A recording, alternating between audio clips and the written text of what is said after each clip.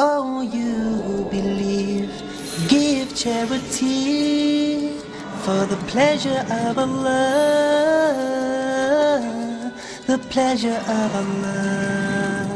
Oh, you who believe, read the Quran every night of Ramadan, night of Ramadan. Welcome, O Ramadan.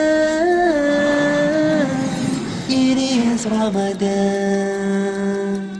It is Ramadan.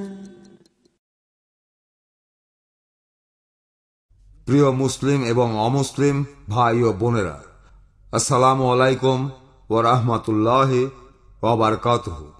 আল্লাহ সুবহানা ওয়া তাআলার দয়া, শান্তি এবং রহমত আপনাদের সবার উপরে বর্ষিত হোক।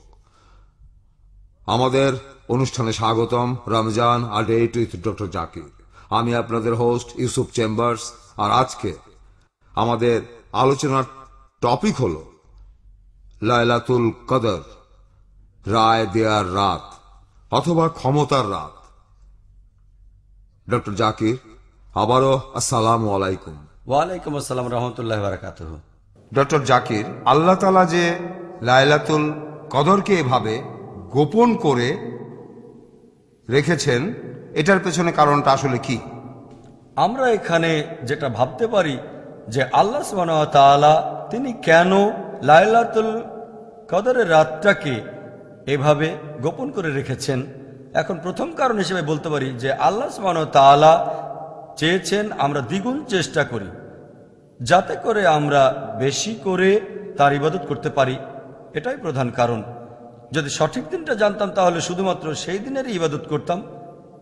2 নম্বর, আল্লাহ সুবহানাহু ওয়া তাআলা যে কারণে এটা গোপন করেছেন সেটা হচ্ছে যাতে করে তিনি বুঝতে পারেন যে কারা সিরিয়াস বিশ্বাসী আর কারা সিরিয়াস না। সিরিয়াস বিশ্বাসী চেষ্টা করবে যেন কোনোভাবেই লাইলাতুল কদর মিস না হয়ে যায়। সে রমজান মাসের শেষ 10 দিনে বেশি বেশি ইবাদত করবে, আর এছাড়াও সে চেষ্টা করবে রমজান মাসের শেষ 10 দিনে রাত জেগে নামাজ পড়তে ভোর হওয়ার কিছুক্ষণ আগে। এভাবে সিরিয়াস আর নন সিরিয়াস বিশ্বাসীদের আলাদা করেন।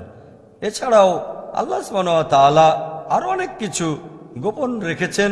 যেমন ধরেন, আল্লাহ সুবহানাহু ওয়া তাআলা বলেছেন যে যারা শুক্রবারে আল্লাহর কাছে দোয়া বা প্রার্থনা করে সেটা কবুল হবে, কিন্তু আল্লাহ সঠিক সময়টা বলেননি।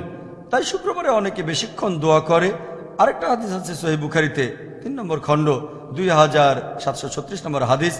নবীজি মুহাম্মদ সাল্লাল্লাহু আলাইহি ওয়াসাল্লাম বলেছেন যে আল্লাহর 99টা নাম আছে, 100-1, আর যে এই নামগুলো জানে সে বেহেশতে যেতে পারবে।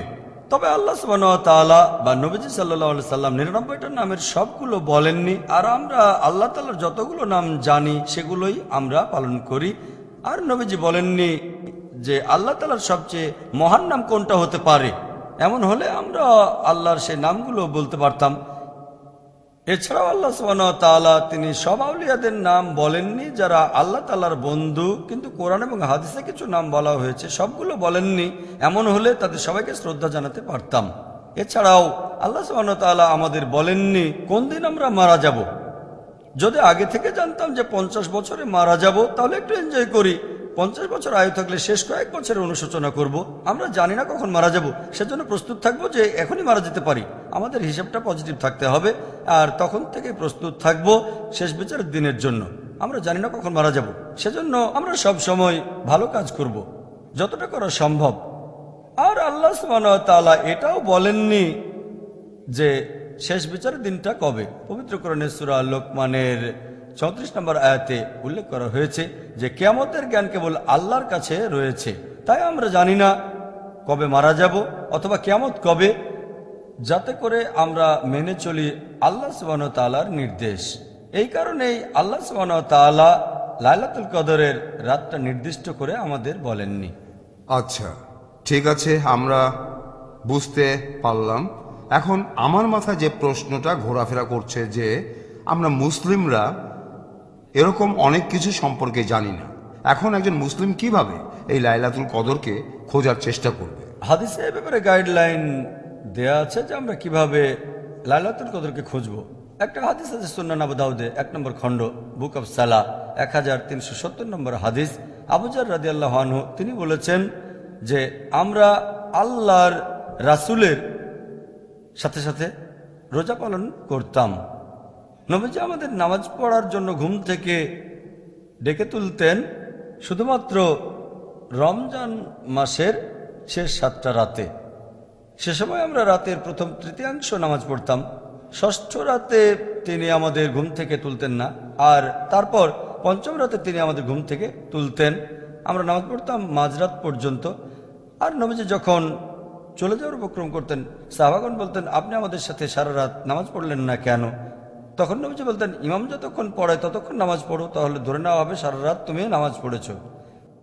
এছাড়াও আরও একটা হাদিস আছে সহিহ বুখারীতে 3 নম্বর খণ্ডের বুক অব লাইলাতুল কদর 2014 নম্বর হাদিস, যে যদি কেউ নামাজ পড়ে লাইলাতুল কদরের রাতে সম্পূর্ণ ঈমান নিয়ে আল্লাহর কাছে পুরস্কারের আশায়, তার আগের সব গুনাহ ক্ষমা করা হবে। এছাড়াও একটা হাদিস আছে তিরমিজিতে 3512 নম্বর হাদিস।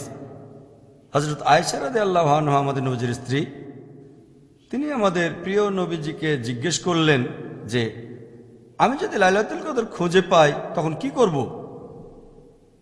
তখন নবীজি বললেন যে তাহলে তুমি তখন দোয়া করবে আল্লাহ তাআলার কাছে, বলবে, হে আল্লাহ সুবহানাহু ওয়া তাআলা, তুমি তো পরম ক্ষমাশীল, তুমি ক্ষমা করা পছন্দ করো, সেজন্য আমাকে ক্ষমা করে দাও।